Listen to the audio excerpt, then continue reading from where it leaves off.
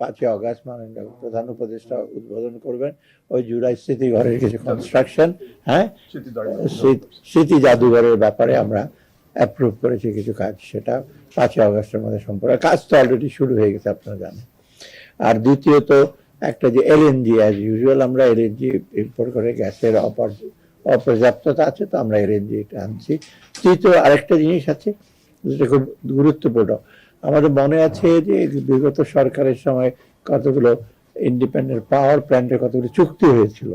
চুক্তিতে আমরা দেখেছি অনেক অসম ক্লজ ছিল, সেগুলো রিভিউ করার জন্য।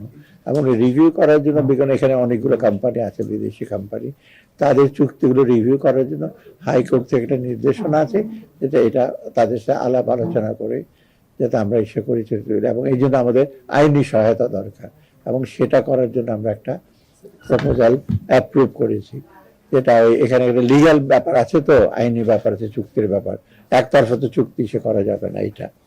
আর দ্বিতীয়ত এখানে অবশ্য আমাদের খাদ্য যে উপদেষ্টা আছেন উনি বলবেন ডিটেল।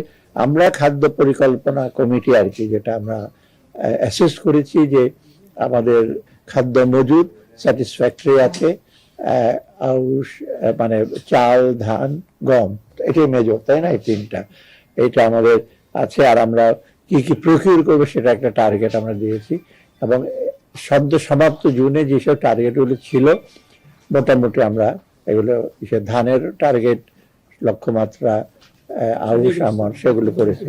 সবচেয়ে বেশি আসলে আমরা বড় ধান প্রকিউর করি, সবচেয়ে বেশি আমন, তারপরে আউশ সবচেয়ে কম, এই হলো। আর মজুদ স্যাটিসফ্যাক্টরি, এটা খাদ্য উপদেষ্টা মহোদয় বলতে পারবেন।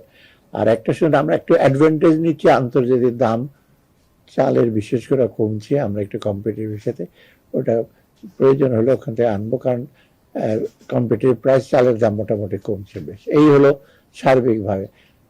ইসে হলো যে আমরা চেষ্টা করছি যেমনি হোক বাজার মূল্য স্থিতিশীল করা, সেখানে আপস অ্যান্ড ডাউনস থাকবে, সব পণ্যের দাম একসাথে কমে যাবে সেটা কোনোদিন সম্ভব না, সব পণ্যের দাম একসাথে বেড়ে যাবে সেটাও কাম্য না। অর্থাৎ এই দিক দিয়ে আমরা একটু সজাগ আছি।